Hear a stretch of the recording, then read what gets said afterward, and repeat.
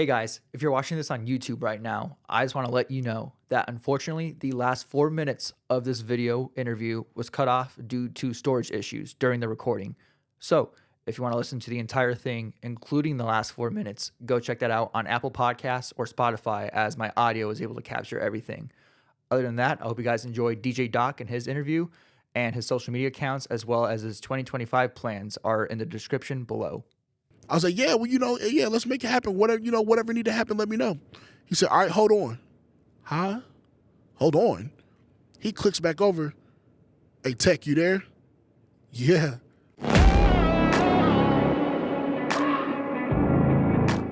First off, shout out to Greg for allowing us to do this wonderful interview at the Royal Grove. Yes, sir. Shout out Greg for that.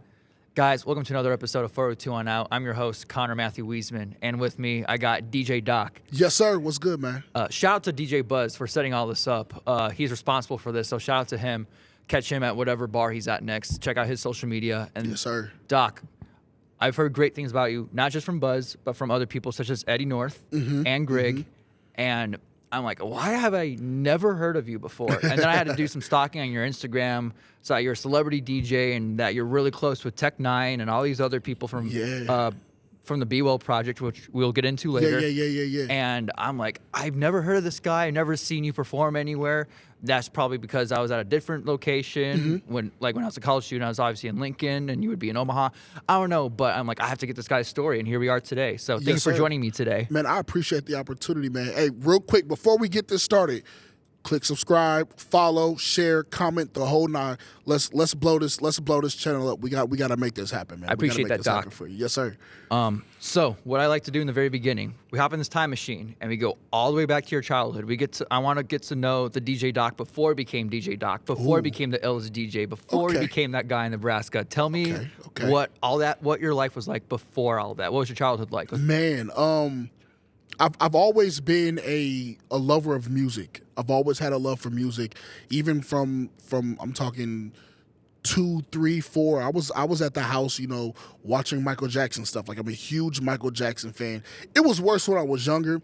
Still a fan, but it was like I was emulating what I saw. I was standing in front of the TV and dancing, and it really fine-tuned my love for music because I saw how much of a performer he was and how meticulous he was with, I'm going to stand here, my hat's going to be just right, I'm going to interact with the crowd, and that really just made me fall in love with entertainment in general. And then you add that to every single night going to sleep. I used to go to sleep with a radio above my head on a radio station. I always had music playing.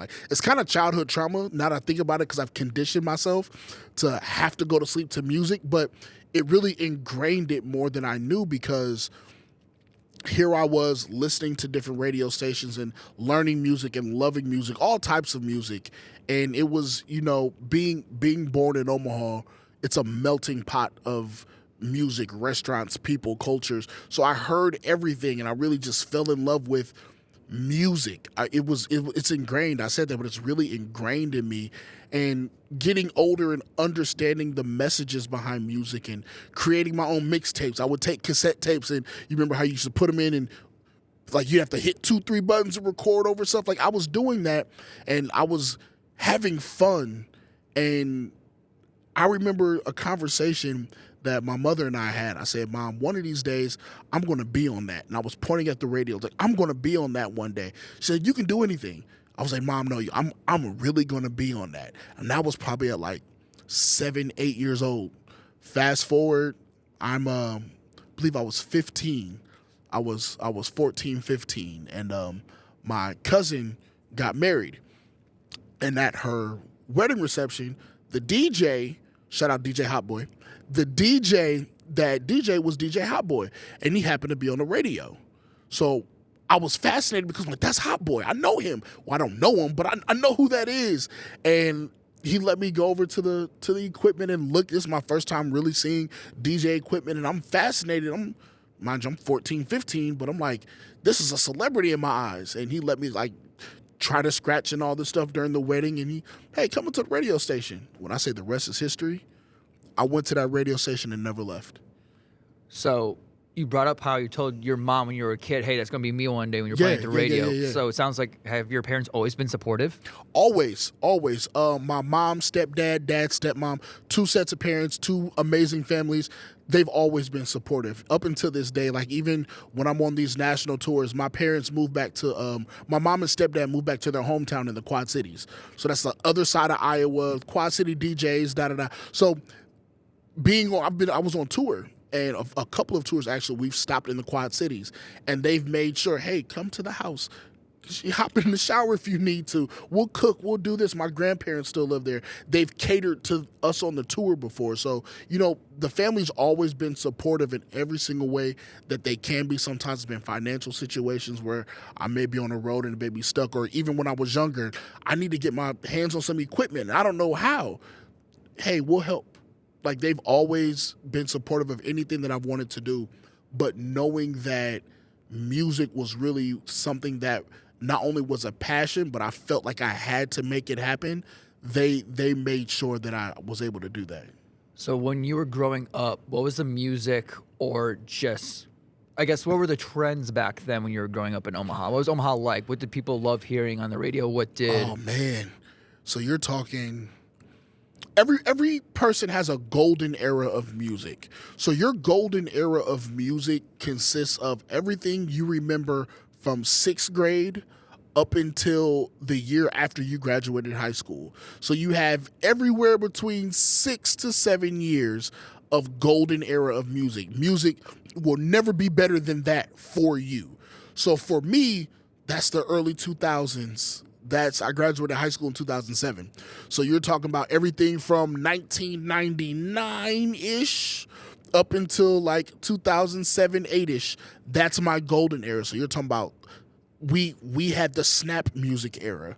We were dancing all the time. We had real R&B. We had the original Eminem, the original 50 Cent. We had Ja Rule. We had music that was music. Like when our music came on, granted I wasn't in the club back then. Well, that's another story. But when our music came on, you danced. It wasn't about fighting.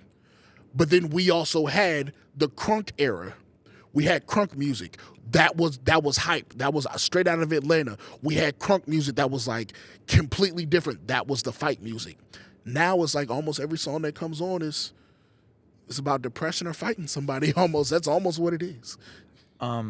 So besides music, growing up, do you have any other hobbies? Did you play any sports? Oh man, yeah. I was an athlete. I played football. I started at my high school, and I ended up getting in trouble actually. And couldn't play football anymore. It sucked. It was a real tough situation, but that led up, along with some other situations, that led up to me getting my footing in the haunted house industry. So in 2005, I started working at a haunted house, and that was really therapy for me. And I've been doing that ever since. So 20 years strong in the haunted house industry. On a national level, I've done it in Omaha. Then I started traveling a couple years later. I've done a couple movies, some TV shows, but that really is just another avenue that I really enjoyed. It was therapy, but it was some considered a hobby. To me, it was really therapy. Sorry, I was just blanking for a moment looking at this because I had a question that related to what we were just talking about. Mentorship. Mm-hmm. I think it's a big thing in every aspect. Who were your mentors growing up as a kid? I know you said that you brought up that wedding story, how you saw that DJ that you knew and he got you on stage.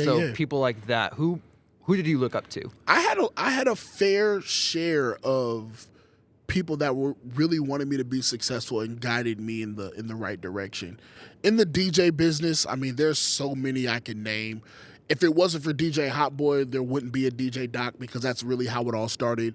If it wasn't for Houston Alexander taking me under his wing and pretty much like looking after me like the big bro and uncle he is, like I wouldn't be here. My West Coast guru, DJ Shorty, like countless hours of conversations about music with her. DJ Bishop, DJ Brasco, man, I Mr. Soul. Like, there's so many DJs that looked after this young kid that snot nose, don't really know nothing, but is here. He's annoying, but he's eager and he wants it. I have to thank them. Without them, there wouldn't be no DJ Doc.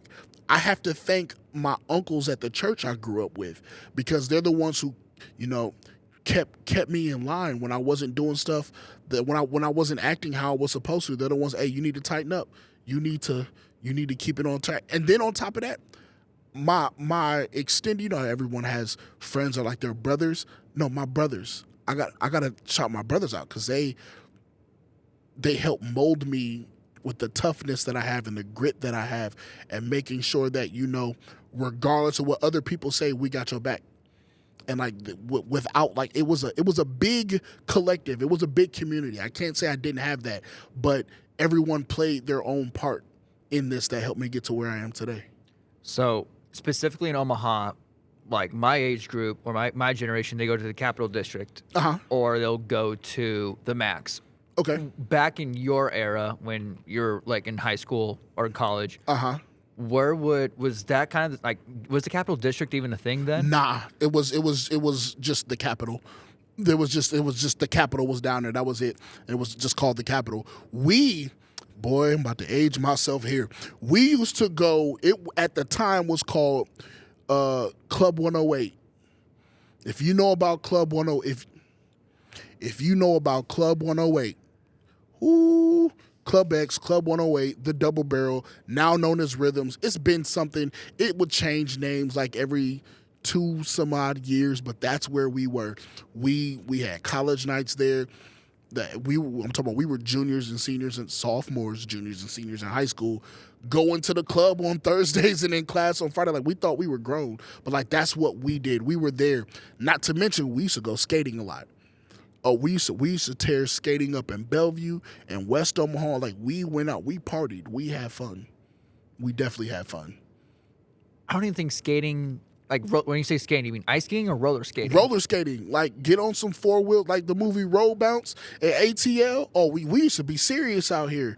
We had skate crews and everything. We were so serious. I don't know if I'm into roller skating, but I never hear anyone going roller skating nowadays. Exactly, that's the point. We used to all night skates, themed parties. I need you to imagine every single thing that would happen at the Royal Grove and put it on a skating rink.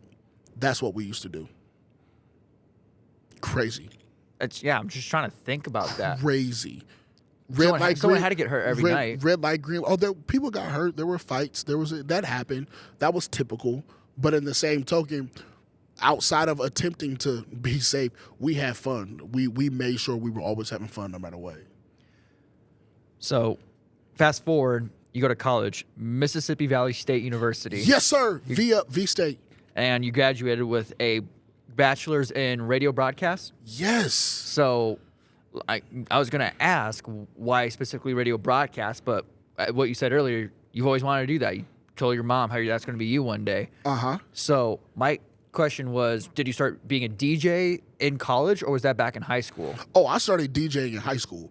So we're gonna rewind this here real quick. So I graduated high school at 17. I did my freshman year here at Nebraska. A lot of people don't know this, so I'm going to let the cat out the bag now. I did my freshman year in Nebraska. I was a typical freshman. Party first, class second, sometimes class third, which is why I only lasted a year. I was Herbie Husker for 2007, 2008. I was Herbie Husker.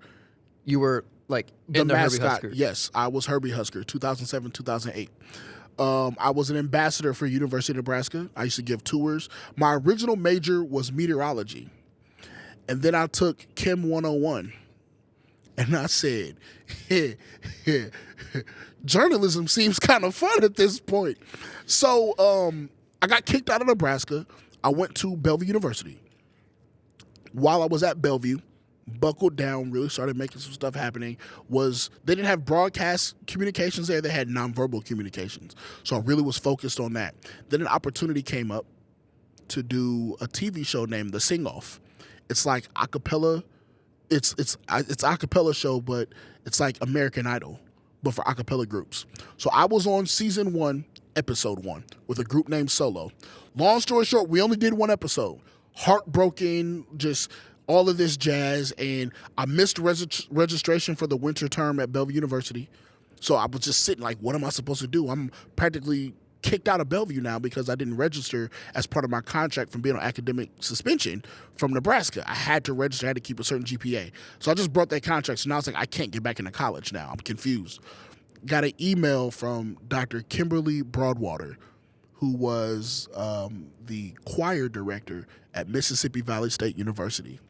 And she offered not just myself, but our entire a cappella group a full ride scholarship to come down to Mississippi Valley State University.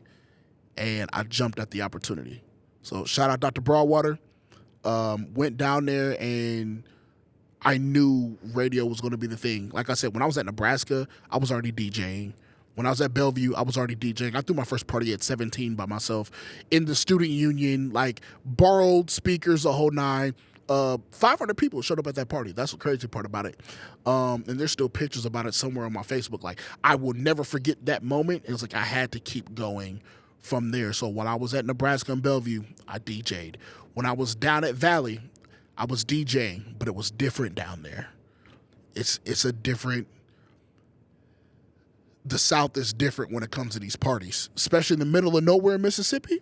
Oh, it's different.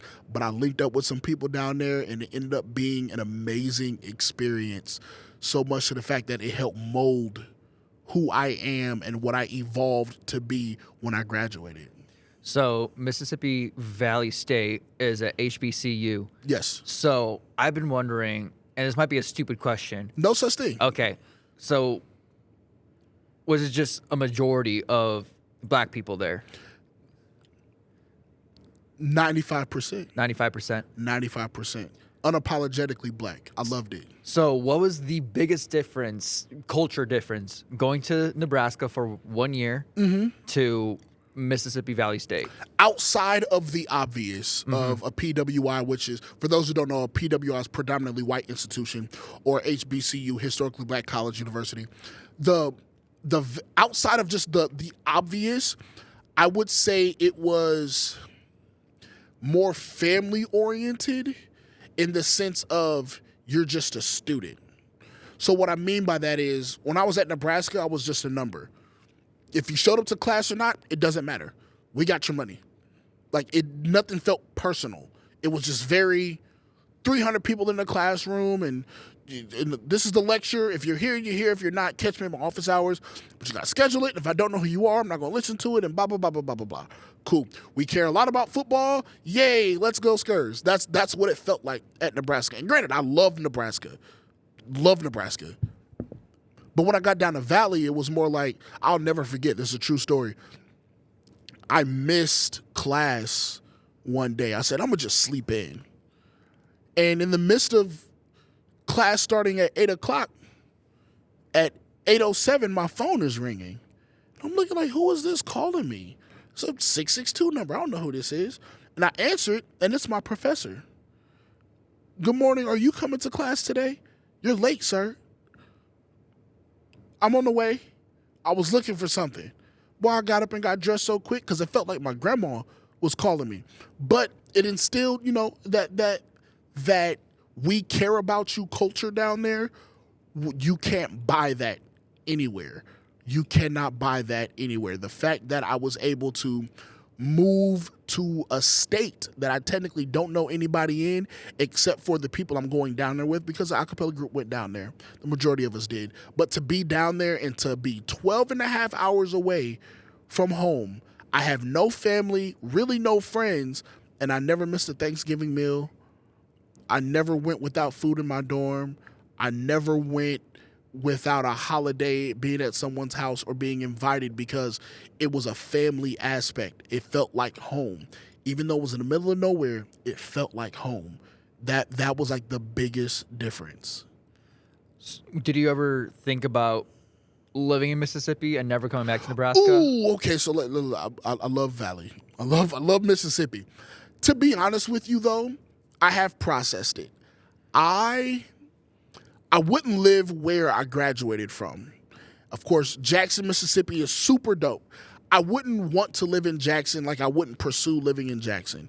But if I had to choose any city to live in Mississippi, it would probably be Hattiesburg, Mississippi. Hattiesburg it's a mix of Omaha and Lincoln. So Hattiesburg is where the Southern Miss is at. That's like equivalent to the Nebraska of the South. So Southern Miss is a super dope school. But the city is set up like Omaha. So it's a good mixture. So you have the Southern hospitality culture there.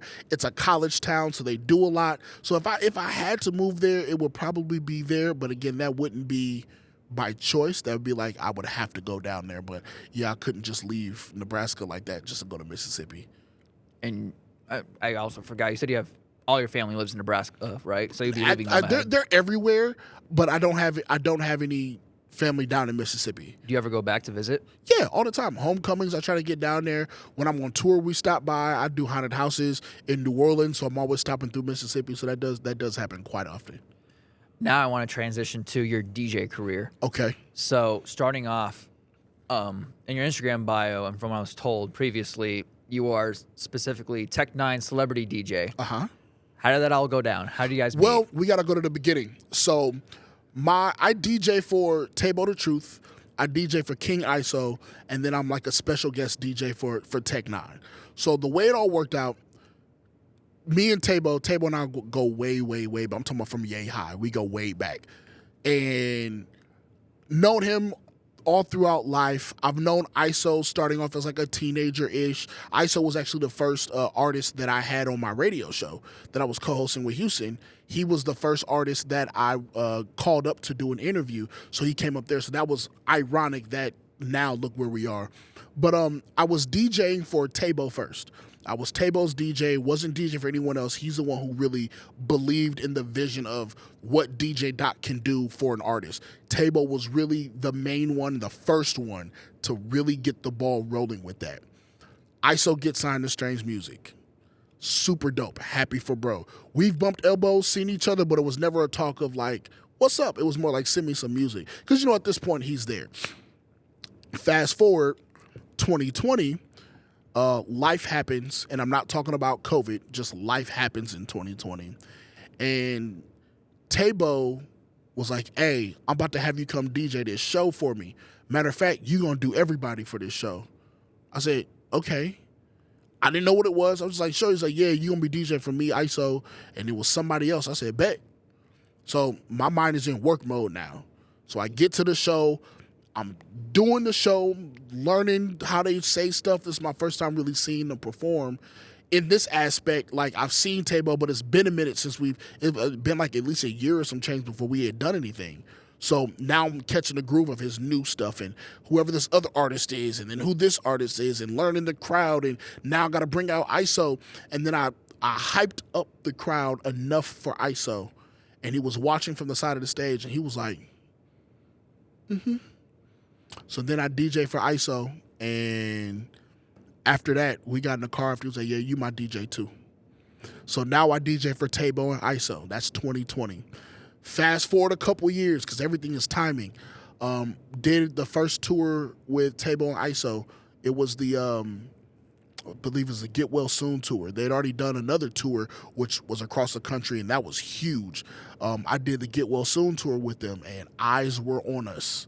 And it was like, yeah, y'all, that's going to work right there. That's going to work. And then fast forward, we do another tour.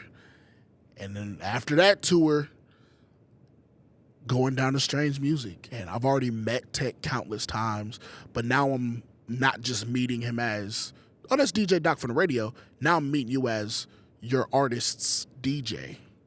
So then fast forward, Tech ended up hitting up ISO. ISO hit me up. I was like, Tech said he wants you on his album. I'm on the phone like, you said what? Man, Tech said he wants you on the album, bro. I was like, yeah, well, yeah, let's make it happen. Whatever need to happen, let me know. He said, all right, hold on. Huh? Hold on. He clicks back over. Hey, Tech, you there?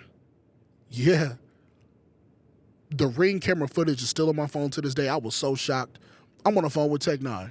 I'm in my living room on the phone with ISO and Tech N9ne, and Tech had a vision. He said, "This is what I want to do for the album. You know, the party in the sky. I can have any DJ I want, but I want you, bro. I want you to do this for me." I said, "Yeah, let's do it." Ended up recording for his album Bliss. We did everything. I was the DJ and host for the entire album, and then we end up on tour. And Tech said it. He was like, "I need my DJ to bring me out." He was talking about me. So I brought Tech out every single time on tour. And now here it is. I'm DJing for them. On that phone call when Tech joined, did he ever say why he wanted specifically you? Was there a reason, or was he just like, I need you? I'm going to be honest. No, and I really don't care. No offense. Like, it's not that I don't care. It's crazy to see that my hard work and effort is being noticed by people who don't really need to notice it. So like Tech sees and has seen what I was doing before ISO and Taebo. Then he sees it with them because they're watching us like we're part of the label. So of course you're going to see what your label mate's doing, and we're making all this noise and selling merch and making stuff happen. And it's like, man, y'all really got something going here. It's special. And it's not that Tech was like, "Ooh, y'all good, let me use Doc," but it was the product that I'm putting out. It's the voice. It's my personality. That's what I want on this. It's just like it's any artist with a feature. Like Tech has a song and he's like, "Man, I feel like Lil Wayne would be dope on this song. Let me hit up Lil Wayne. Man, I really want Kendrick on this. Let me hit up," like he does those things. It's like, "Man, I really want Eminem on this. I want Busta Rhymes on it." He calls these people like, "Yo, what's up? It's Tech. I need such and such." So yeah, that's really what it boils down to, is he just knew what he wanted and the sound and the vision, and he entrusted me with that. So I was just glad I was able to deliver. What was he like? And for you, what was your point of view or your POV of him before you met him until when you actually got to meet him in person? Man, I met Tech 2009, I want to say. I was working in radio and he was on tour. He came to the radio station, and it was just crazy because I wasn't necessarily a Tech fan, but I wasn't a Tech hater. I was just like, whatever, Tech N9ne, cool, like I get it. But my mindset wasn't on Tech. And Hot Boy in Houston actually told me the best show you'll ever see in your life is a Tech N9ne show. I'm like, yeah, whatever, sure, whatever. Ain't nobody topping, who man, I went to that show expecting trash. I got punched in the face. That was the dopest show I had seen. I was confused. Like, how are you doing this much and rapping that fast? This makes no sense. And the crowd is giving you energy the entire time as well. I said, nothing tops this. I said at that point, I said, yeah, this is crazy. I'm a fan. And I've been a fan ever since then. And it was like, to process being a fan to now I could call Tech. It's like, it's surreal sometimes. And it's not putting Tech on a pedestal. It's, here's someone who has done and outdone and done it 10 times over what I want to do. And it's not about making music. It's entertaining and changing lives. That's what he does. And he writes his heart in this music. And he does that. So to be able to go, yeah, there's Tech, to, "Hey, Tech, what up? I'm in the city. Pull up. What we about to do?" And act like I got money like he got, because I ain't got that kind of money. But it's like, to be able to have a friend, to be able to call him friend, call him bro, big bro, unc, whatever it is, it's surreal at times. It is. It definitely is. That was going to lead me to my next question. So there's business. Like, we're cool. We want to do business together. We're business friends. Outside of that, nothing's personal. And then there's like those business friends, but they're also your personal friends. Like what you brought up. Is that in the DJ world, are there like would you consider a lot of the local DJs in Nebraska like good friends or good acquaintances, or just business partners? Some yes, some yes, the majority no. I think that what happens is I tend to keep business and personal separate. Business and personal is always separate, because I've learned that DJs who I thought were my acquaintance, thought they were my friend. I got to get adjusted for this one. This is a good one here. I thought they were my friend. I thought they were, we were close. And then they were undercutting me for gigs. Oh, bro, I'll do it for $100. I'll do it for free.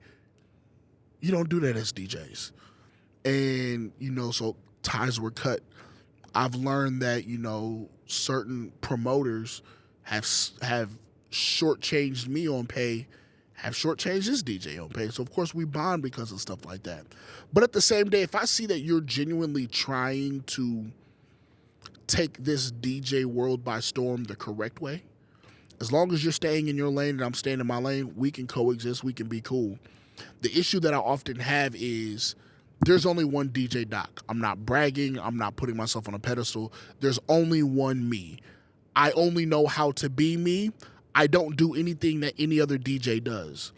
But what has happened countless times is DJs who I thought were cool will be on the same set, whether it's before me or after me, and then I'll go do other stuff, and then I see them at a venue, and you're doing and saying the stuff that I was doing and saying or trying to do stuff that I was doing. It's like, I'm not saying don't play this song with this song. I'm not saying don't do this mix, but it's like, you don't speak on the mic. Everyone knows I have amazing mic control, and now out of nowhere you want to start talking to people during your set. Like, you don't do that. That's not what you do. But because you saw it work for me, now you want to try to do it. It's like, that kind of kills relationships. That really does. But like I said, there are a lot of DJs I'm super cool with. I can name drop all day all the DJs that I'm cool with, and it's very few and far between the DJs that I really don't gel with like that, but I'll still keep it professional when I'm around them. I cannot like you because of stuff that you've done, but at the same time, when it come down to these ones and twos and this crowd, I know you're not going to outperform me. So I don't have to have any negativity towards you. I've had a DJ who knows certain things that I do during my set. Like, there's certain crowds, I have a theme song. Anyone who's been to a DJ Doc show at the Royal Grove, I have a theme song. Other DJs respect the fact that I use that as a theme song. There's another song that I play that no other DJ will really play like that. These two songs, quote unquote, belong to DJ Doc. I don't necessarily have to do it. Any other DJ can play them and I won't get mad. But there's a clip of me playing it that went viral, playing one of the songs that went viral, and then there's a DJ that was before me, and it was his last 5 minutes, and he tried to burn me out. Banger, banger, banger, banger, banger, banger. Then I'm going to end my set with this song. And the crowd was looking at him like, why are you playing that song? That's DJ Doc's song. And it's not that the song belongs to me. I don't own the song. He could have played the song. I wasn't upset that the song got played. But it's how you set the song up. It's like, you did exactly what I did in my viral clip. And it didn't work. So I had to address it when I went on stage. I didn't call no names or nothing. I addressed it professionally. And then I played the song and the crowd was lit. How do you manage your time being a DJ, being a husband, all that? It's hard. It's hard because they all require time that I don't have. And I mean time I don't have in the sense of, family time is a priority. But there are times when you have to step away from family and you have to organize crates. You have to send emails to and from artists. You have to produce songs. You have studio sessions. You have tours. So it's hard to juggle everything, but at the same time, that's life. That's called adulting. It's just like a regular job. DJing is a job to me. So I have to have that focus on, let me get DJ stuff done and give DJing its time. And then there's times where I have to set it away and I have to move over here and say, okay, well, now this is family time. I'm not even thinking about music. I don't talk to my artists. I don't talk to my brothers. Hey, Taebo, I saw you. I'm with the family. I'll hit y'all up, click. And they know because it's the same for everybody. We need that break from it to focus on the thing that we're doing it for. What's the most rewarding part about being a DJ? Knowing that I'm affecting and changing lives. I would have to say that I know that there are people that will show up to a DJ Doc set not knowing who I am and leaving saying, anytime you're here, we're coming to see you. There have been concerts that I've DJ'd doing opening sets for artists, and the fans will show up. And then when I'm done, they'll be like, all right, we're leaving. I'm like, you not staying for some? No, we only came to see you. Wow, for real? Yeah, you killed it. I'm like, that's crazy. But I'm at that point in my career where I'm affecting more people than I think I am. And the fact that I know people can come out to have a good time and I'm able to provide that and they look forward to it, that's what matters. With being a DJ, what's I guess your favorite part about being a DJ while like you're on stage? Is it like having control of the music? Is it just watching the crowd? Is it looking over and seeing how like the owners and the other artists are coming up? Is it seeing their reactions? What's your favorite part when you're in the zone? Crowd control. Crowd control. I love that I am in charge of 500 to 1,500 people with the press of a button. They're focused on me. It's like, all right, what's he doing next? What's DJ Doc doing next? It's like they're waiting on it, and it's like being in that type of control. I'm not a control freak, but it's like being in that type of control, knowing I control the energy of the room, that I can stop the music, and I've done this before. I'll stop the music and everybody put your left hand up, and the entire crowd will put their left hand up. Put your right hand up. Okay, just making sure. And then I'll do like a music drop or something. But it's like the fact that I have that type of control and they buy into it, that's amazing. So most recently, as of this recording, Lil Xan came to Lincoln and you opened for him and you performed with him. Yeah. Shout out Diego, man. That was a very fun show. That was very crazy. And I wasn't even supposed to DJ for him. It ended up just being a situation where, I went to holler at his producer, his DJ, and they were like, hey, do you want to do it? Granted, I didn't know they knew who I was. So like, that's what made it even better. Like I had Taebo here with me, went to do the introduction. Oh, yeah, we're fans, bro. We know exactly who y'all are. Oh, okay, yeah. Hey, you want to DJ for? Yep, sure will. So now work mode is on. So it was dope to be able to have the interactions with them and hang out and chit chat, network, trade information. But when we came on the stage, it was work time. Besides Lil Xan and Tech N9ne, Greg just told me earlier you worked with Waka Flocka before. Yeah. Are there any other notable people that? Oh man, where do I begin? I did stuff with Migos on a Migos tour. Hollywood Undead, you know about Tech N9ne, Taebo, King ISO. Man, the list, it's T-Rail, Ching Diamond, Tep Flock. Man, who else? It's a lot to really just go off the top of my head and try to figure out who. It's been that many. Let me see here. I've done a few festivals. I've done a lot. It's been a lot. Lil Scrappy. The East Side Boys. Man, Shauna, Twista, Bone Thugs and Harmony. Project Pat. Man, Do or Die. Yeah, man, the list goes on. Which one of those like notable artists have you opened for like shocked you the most? Like, oh, this is what they're like in real life, like in person, face to face. Shauna. Can you explain on that? Shauna's very down to earth. It's not that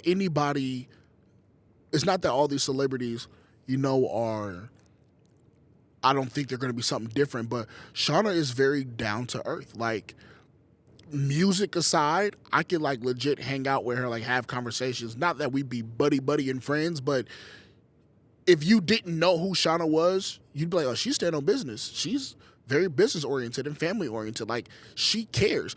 She's not afraid to, speak up when it's time to be spoke, when it's time to settle something or whatever. Like, she legit is a very down to earth about her business individual. That is her.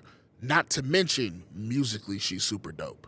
Bone Thugs and Harmony, man, a pleasure to hang out with them. Legends in the hip hop game, and the fact that I was bumping shoulders and taking pictures and trading numbers and, I mean, we love what you're doing as a DJ. Hey, ISO, we love what you're doing as music. Taebo, we love it. It's like the fact that they're showing us love, and they're not just saying it to say it. They're quoting lyrics. They're showing us posts that they've shared. Like, this is amazing to be able to be around these people and go, man, you very down to earth. Twista. Can you believe we was in downtown Chicago, just outside chilling with Twista? I would never think Twisted would just be outside chilling in downtown Chicago. Nope.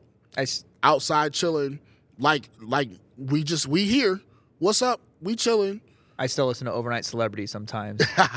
Man, Twister's a legend, man. Shout out Twister. He's a legend. I saw on your social media the 2 big people you'd love to work with or connect with and open for, T-Pain and Jay-Z. Of course. What will it take to get there? Is it connections? Is it annoying them with emails? Oh, I got it right here. I'm gonna get close to the camera. Hey, DJ Monte, I need you to get sick one time. I need you to get sick, and I need to be in the city. And let me go push button. Let me push button. No, opportunity, man. That's really what it takes. It's just opportunity. The stars aligning. You know, who would have thought I was gonna be on a Tech N9ne album, but yet here I am. Who would have thought that I'd be DJing for Taebo and ISO as big as we are now? But here we are. Who would have thought I'd be DJing for Lil Xan, but yet here we are. So you never know what could happen. It could just be pure coincidence. It could be purposeful. Whatever it is, I'm a huge opportunist, man. If there's a chance to network, I'm going to network. It doesn't matter what it takes. If I'm there, I'm going to network. The seed has been planted, though. I know a few people around T-Pain at this point, and we talk enough. Shout out Nando. We talk enough. So it's going to happen. It's going to happen. We talked about this earlier, but I'm going to bring it up again. You had that interview, and I saw this on your Instagram once I started following you. You talked about how you'd be shoulder to shoulder with Grammy winners in this room, but you're going straight to the DJ. And you said the reason why you do that is for networking. Yeah. How, when I think of, like, if say I have Eminem to my left and flipping Kodak Black, not a Grammy winner, but like just celebrities all over me, and I want to know like what the DJ's playing, but I have these celebrities I want to, like, how do you not fanboy over that? I'm going to be honest with you. I think I've been around enough celebrities at this point where the fandom goes out of the window after about like 2 or 3 seconds. Now, granted, if Eminem is sitting right here like, bro, this is M, this is Marshall, bro. Like, what up? Like, I don't care about the DJ at that point. This is Marshall. But outside of like legends, like people who help me make it through life, like it's like, oh snap, that's such and such. Okay. And then it's like, that's it. Because I don't get to leave here with you. You're not coming to the house. But then at that point, we personal. So now it's like the stardom is gone. I'm still going to respect you and everything that you've done. But it's like, i.e., T-Pain. Let's just use this relationship real quick. T-Pain is T-Pain. Like, duh. It's T-Pain. I'm not going to pass up T-Pain to try to go to DJ Monte. But I'm going to be like, T-Pain, what's up? Blah, blah, blah, blah, blah. Yeah, okay, yeah, bet. And then when that is organically done, and Monte, what's up? Hey, what's your number, bro? Let's network. Let's do XYZ, because now I have access to stuff that other DJs don't have, i.e. the DJ. I can get special mixes. I can get custom XYZ because this is the person that controls that. So like that's why that's important to me. What are the first lessons you learned about being a celebrity DJ? Humility is key. Humility is key. You never think you're bigger than what you are. Be grateful for where you are, but never think you're bigger than what you are. Never say no to kids. Never say no to the elderly. Never say no to a picture, because that could be saving somebody's life and you just don't know it. Did you have a humbling moment that you were like, all right, I got to change my attitude, change my personality? Yeah, it's happened before. I humbled myself. I was bragging about how dope I was, and I was about to kill it tonight, and I'm about to murder it tonight.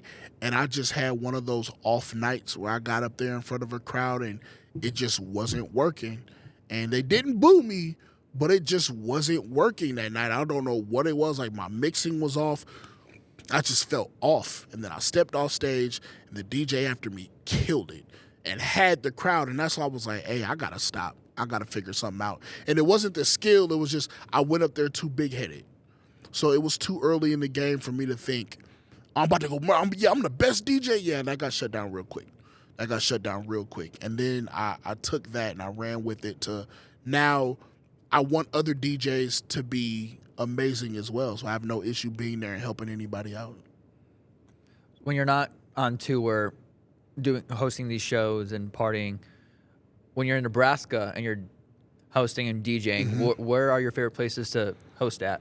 I got to be selfish. The number one, of course, the Royal Grove. Shout out to the Royal Grove. Shout out to DJ Greg. Shout out to the Royal Grove staff. That's family. Like that. I'm a resident DJ here at the Grove, so that's number one. Like they're my number one venue choice. I love it here. If I had to exclude the Grove, I love the Bourbon Theater. I love the Waiting Room in Omaha, Nebraska. Attached to the Reverb. I love the Reverb as well too. I like venues with good sound. Good sound and lighting, I love it because that's important for a DJ. You have to have good sound. With trash sound, it's like eh. I love the Get Down.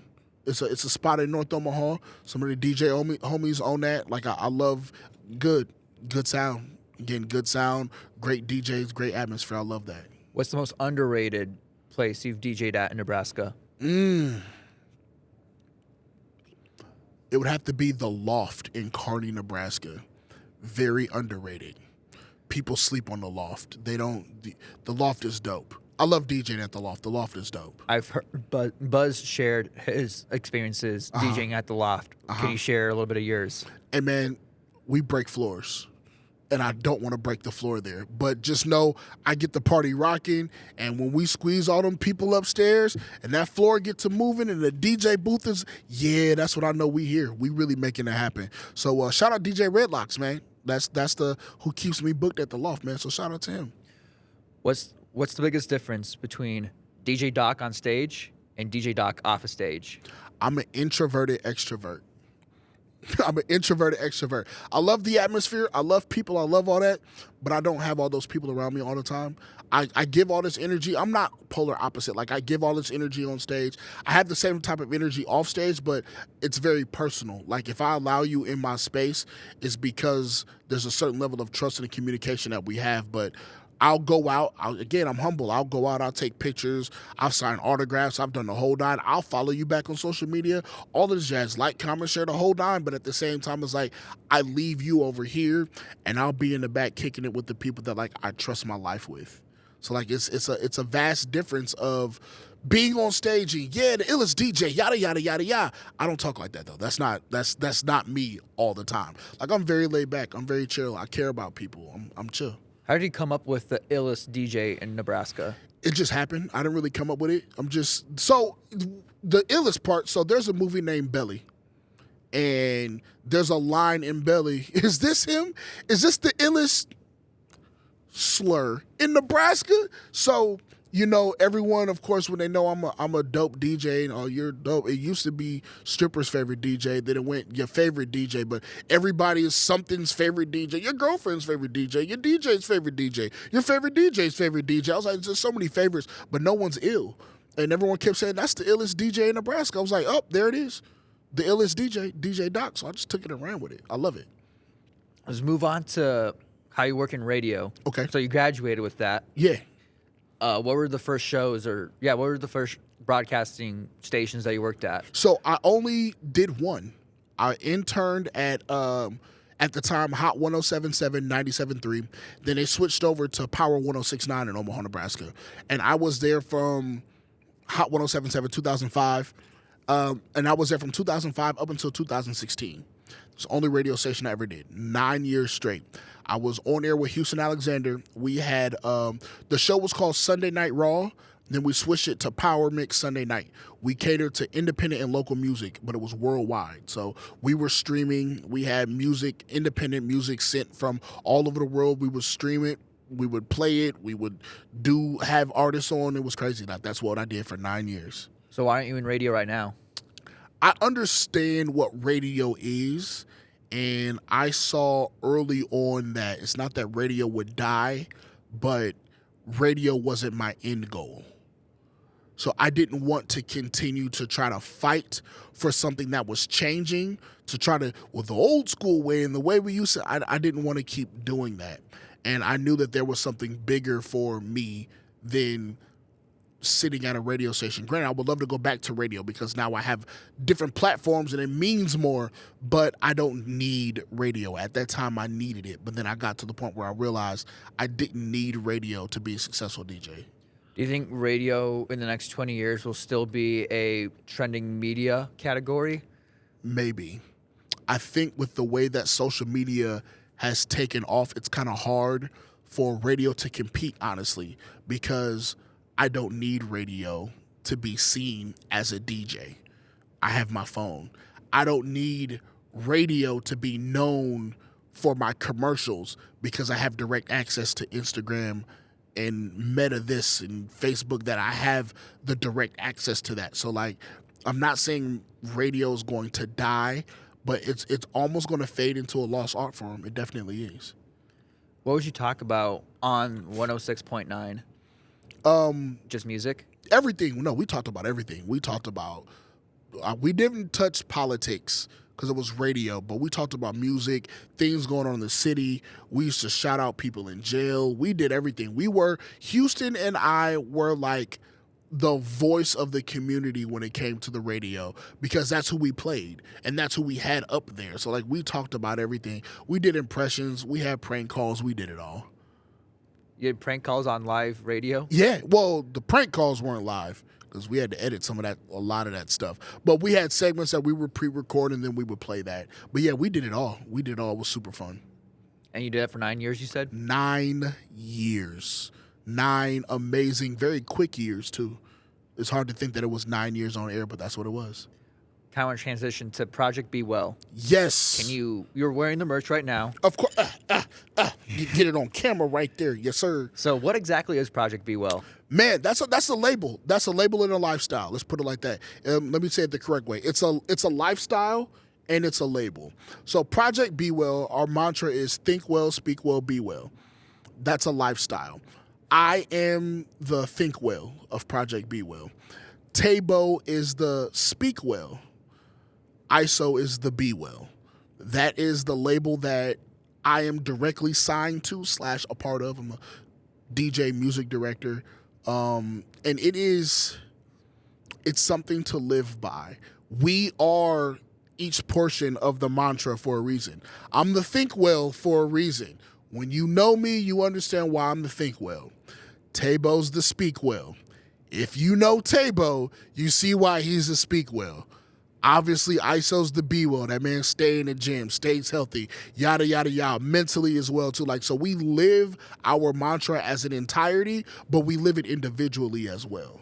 So what was the moment where the three of you guys were like, all right, let's start this project? What was like that moment that influenced you guys to actually commit to this? It was really, Taebo and ISO are really the brain power behind the conversations, Taebo starting conversations, getting ISO involved with things, and Taebo bouncing ideas out there, and ISO be like, yeah, that's dope, and ISO saying some stuff, and Taebo saying some more stuff. I really came around almost on like the tail end of it, where it was like, yo, whatever y'all need, I'm here. What's up? And it was just implementing what we were doing and the vision that we had, where it only made sense. Like, yeah, Doc was like the final straw to really, we're going to push this. Now, granted, it was created really for a platform for Taebo. It really was. If you want to dig into it, like, Taebo's the first artist of Project Be Well, strictly Project Be Well, because mind you, ISO is signed to Strange Music. So Taebo was the first official Project Be Well artist. So, like, it's his platform. Like, yeah. And Taebo puts out super dope music. And if it wasn't for Taebo and ISO, there'd be no DJ Doc platform. But at the same time, DJ Doc wouldn't have put out The Illness, the mixtape I dropped last year. And who's all over it? Taebo and ISO. So it's like, the collective, it really made sense for us, again, being brothers, and I trust them. They pretty much have keys to the house. Like, they can call my phone 24/7, pretty much will answer. So it's that's it had to be that way. It was organic. What year has Project Be Well started or began? Officially? Yeah. 2023. So it's only not even 2 years? I want to say 23. Yeah. Not even that long. We really made it a thing in 2023. That's when the talks of it was going to happen, and like, let's do it. And we jumped head in, and we made it happen in 23, and we still here. So I saw on your website, so you guys also hold events. Yes. And I was wondering, I want to get more on that. What are events that have made an impact on Nebraska that come from Project Be Well? Oh man, I gotta shout out our manager, business partner, Strawstone. That man is a brain power behind a lot that goes on in not just Omaha, not just Project B-Well, but like a lot that goes on that people aren't aware of. That dude is a promoter extraordinaire. So a lot of things that have happened in the city that Project B-Well's name is touching, it comes from us, but like that facilitation, him. We did the suicide walk. That's probably the biggest thing that we did. And it's not that we did it, it's the biggest thing. It meant the most to us to be able to not only donate like a little over $1,000 in less than 24 hours. We put the link up less than 24 hours. Like, I want to say it was less than 12 hours before, the walk is up. Hey, donate to this. And our fans gave over $1,000 in like less than 24 hours, whatever it was. And the fact that we were there and we met the organizer of this event, it started because of her family. Like, to meet her and be able to speak with her and to walk. And again, I'm a suicide survivor. ISO's a suicide survivor. So it's like, this isn't just, we're here because it's Project B-Well. It's, we're here and this means something to us. And our message, our message is that. So with that suicide walk, you were able to relate to so many people. Yeah, man. It's Is that a hard thing to talk about? A little bit, because there are people who didn't believe in us. There are people who didn't care about DJ Doc. There's people who didn't care about Taebo. People who didn't care about ISO. And to see us, even to this day, to see where we are individually and as a unit, when the odds were against us, it's beautiful. Nothing but God. But then to know that there are still people who doubt us and we still push through it, it's amazing. So again, like I said, that event was just like, we're here. We're here. And it's not even we're here like Project B-Well is here. It's we're here like, man, my face should have been on one of these posters on this walk. But it's not. We here.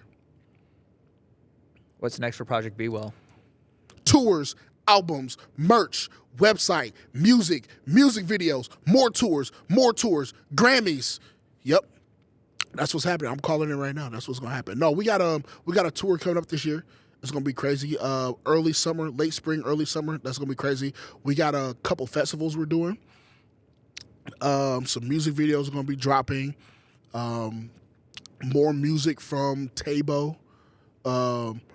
I know King ISO just turned his album in with Strange Music, so that's gonna be crazy. You never know who you're gonna hear on that.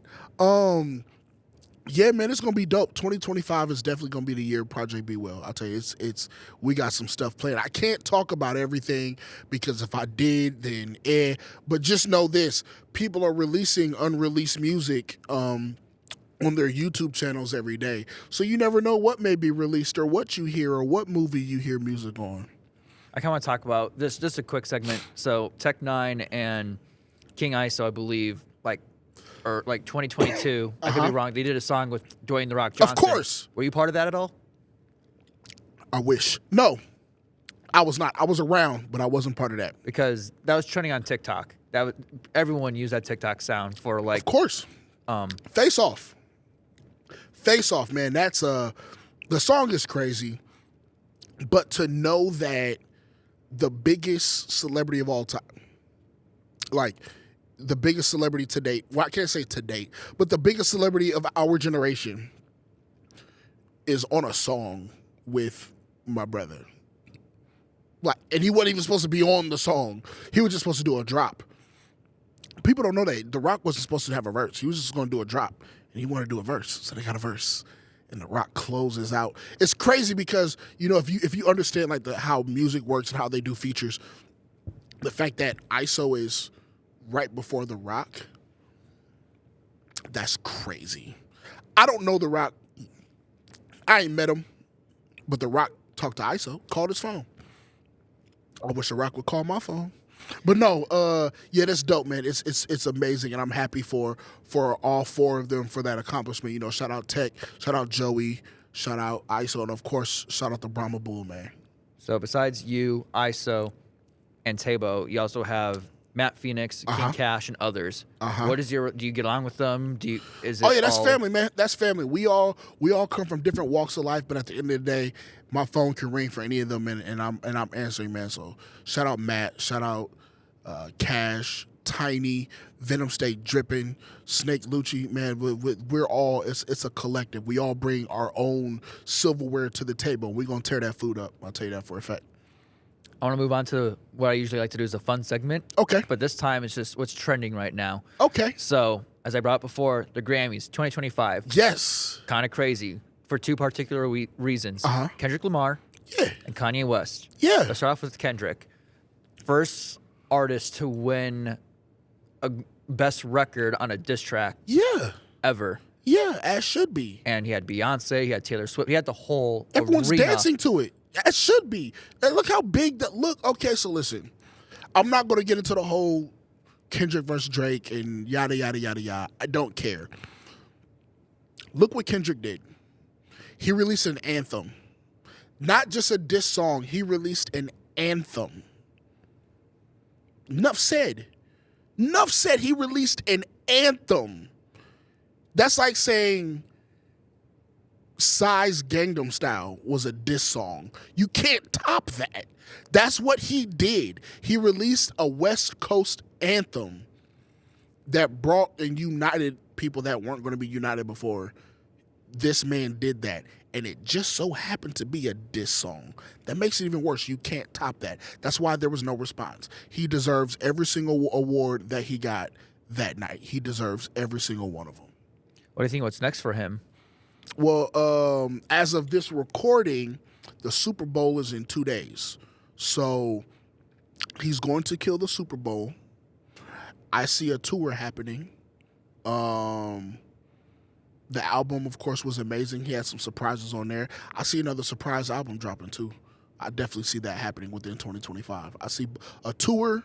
I see Super Bowl murdering, a tour, and an album for Kendrick. That's kind of what I see on my radar. So Drake, on the other hand, I don't know if you saw, he was at a concert, he had some event, and he was wearing all black. He had a black hoodie. On the back, he had fake bullet holes with smoke coming out. Have you seen that? Yeah. What do you think about that? What do you think of that as a response? Do you think it's cheesy? No, I think he's reaching. Because when you lose, you do things for attention. You lost. Drake, you lost, brother. And I'm a fan. I've met Drake. Okay? 2009, Lil Wayne tour. He comes to Omaha, Nebraska. He had a group with him named Electric Red. Shout out Electric Red. I know them. DJ D-Rec from Wild 'N Out was on that tour. He had Young Money with him. I was in the VIP box, the box in the middle. If Drake ever sees this, this is going to be true, okay? There was a box that was in the middle of the arena that you stepped up on, not like a box, but like a VIP area, like where we are. And that's where all the radio people were. It was behind the sound booth or next to it. And all these people walk up. Lil Chucky was there.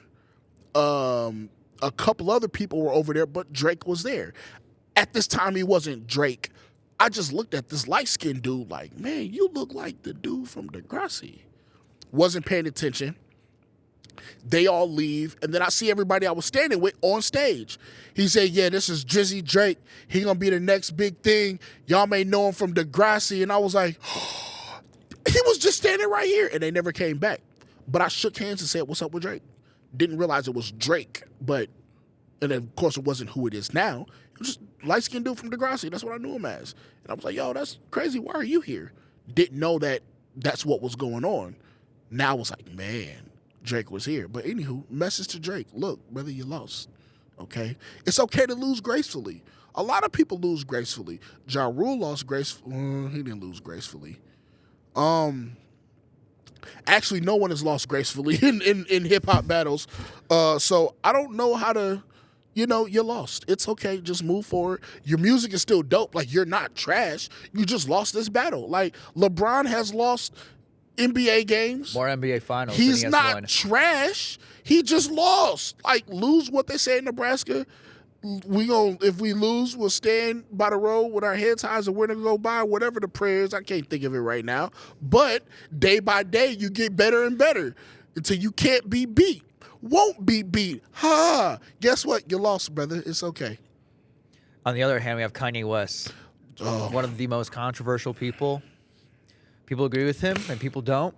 Strongly don't. Yeah. And I want to get your reaction with how he pulled up to the Oscars, goes on this red carpet. His wife just takes off the coat, and it's just thin. Here's thin see-through clothing. Thin. I said thin. There was pretty much wasn't nothing there. We have to address this first. Kanye is a genius. I need people to understand this. Kanye West is a musical genius, okay? This man has done things and thought of things that no one would ever do. He has created a sound that no one would ever thought would happen more than once, okay? This man's sample game is unreal. Producing game is unreal. Writing is unreal. Storytelling is unreal. He is a genius, okay? There's a certain point where you are so out of tune with the regular world that some stuff isn't common sense to you anymore. Kanye's at that point. He's at that point. He's so much of a genius that regular life doesn't exist to him. And it's okay. But he loved her. She loved him. In America, it was controversial. In other countries, it's normal. So, for him to decide that my wife is going to be naked at the Grammys on a red carpet in front of everyone, that's their choice. That's their marriage. That's what they got going on. He still ain't right in the head, but that's what they got going on. I honestly think it's that combined with the stuff he just put out on Twitter or whatever he put it out on, it's a cry out for help, to be honest with you. It's not a shot at Kendrick, but Kendrick is getting a lot of recognition that Kanye wants now that he's not getting, and it's okay.